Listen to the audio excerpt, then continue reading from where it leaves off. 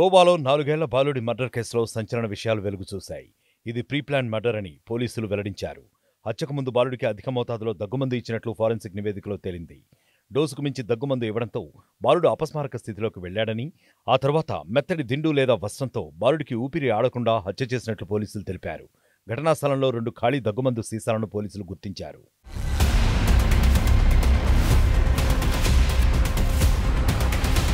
కన్నబిడ్డను కర్కశంగా హత్య చేసిన CEO Suchana సేత్కు court 6 రోజుల పోలీస్ రిమాండ్ విధించింది. ఆమెను పోలీసులు ఇంటరాగేషన్ చేస్తున్నారు. అయితే ఈ హత్య తాను చేయలేదని సుచనా సేత్ అంటోంది. నిద్రలేచేసరికి తాను 4 ఏళ్ల కొడుకు విగత జీవుగా పడి ఉన్నాడని చెప్పింది. ఈ కేసులో సమగ్ర దర్యాప్తు చేసిన తర్వాతే సుచనా సేత్ తన కొడుకును ఎందుకు హత్య చేసిందనే అంశం తేలుతుందని పోలీసులు అంటున్నారు. మరోవైపు 4 ఏళ్ల బాలుడి హత్య కేసుపై గోవా సీఎం ప్రమోద్ సావంత్ స్పందించారు. ఈ ఘటన అత్యంత దారుణమని అన్నారు. ప్రస్తుతం నిందితురాలు పోలీస్ కస్టడీలో ఉందని, సమగ్ర దర్యాప్తు తర్వాత చట్టపరమైన చర్యలు తీసుకుంటామన్నారు.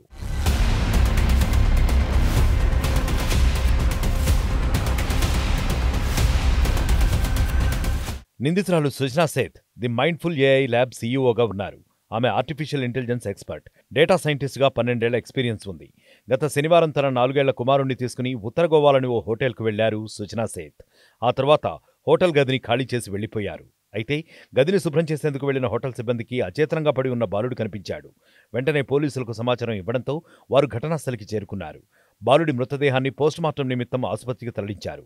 హోటల్ సీసీటీవీ ఫుటేజ్ పరిశీలించిన పోలీసులు హోటల్ రూమ్ వెకేట్ చేసిన సుచనా సేత్ ఒంటరిగా బయటకు వెళ్లినట్లు గుర్తించారు.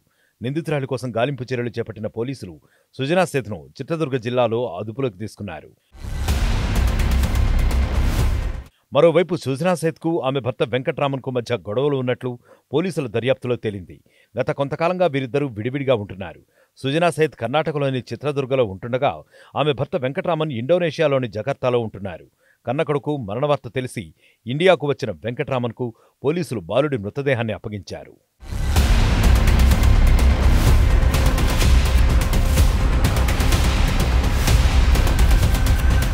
మరిన్ని వీడియోస్ కోసం ఛానల్ ని సబ్స్క్రైబ్ చేయండి. లేటెస్ట్ అప్డేట్స్ కోసం వాట్సాప్ ఛానల్ ని ఫాలో చేయండి.